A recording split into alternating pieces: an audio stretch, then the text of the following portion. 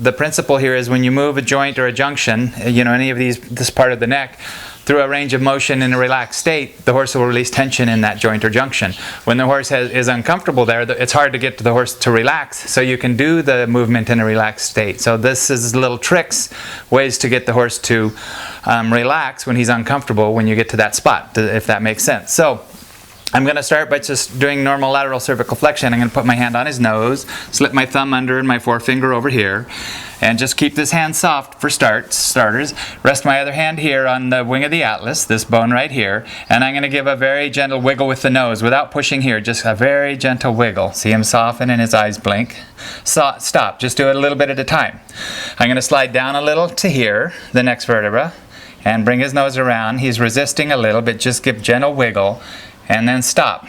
Now, if I go too fast or too hard, if I just start going down here, he starts to throw his head like that because it's uncomfortable. What I do is yield. You notice when he's throwing his head, I'm yielding with it. I'm not bracing against him. You can't brace against the horse or the horse will brace back. So when he starts to do that, I'm just going to yield and go with him. But I'm going to keep my hand on his nose and my thumb and finger around the noseband so that I'm not grabbing him. I call it keeping him in the neighborhood. So I'm allowing him to throw his head up and down a little bit and maybe pull away, but I only allow him to pull away to a certain point where he kind of bumps against it. So I'm just keeping him in the neighborhood without bracing. So getting the feel of this is very counterintuitive because we're used to when we run into pulling or pushing, we pull or push back to try to stop it. You have to yield immediately with this and then just create a little boundary so he's bumping against it. You're just keeping him in the neighborhood. Start again. I'm going to go a little harder so that he throws his head.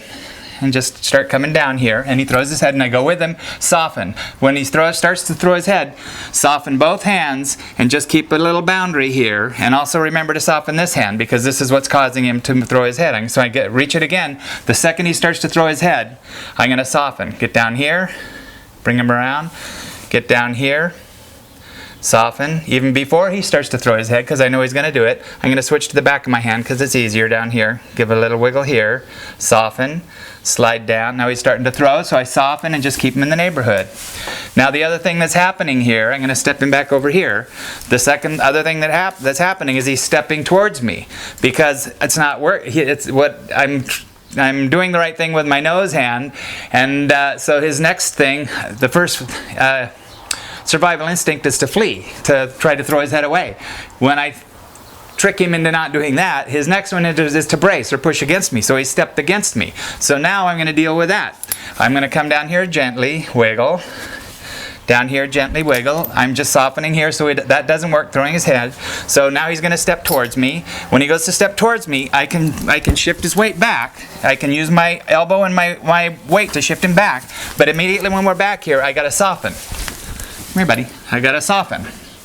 So if he pushes against me, I can use force, but the thing is, whenever you use force or bracing, you immediately have to soften when you get what you want. So I'm going to shift him over. Shift over, buddy. And soften. I'm going to shift him back over. And soften. See? Shift him over and immediately soften. If you don't soften, he's going to continue to fight you.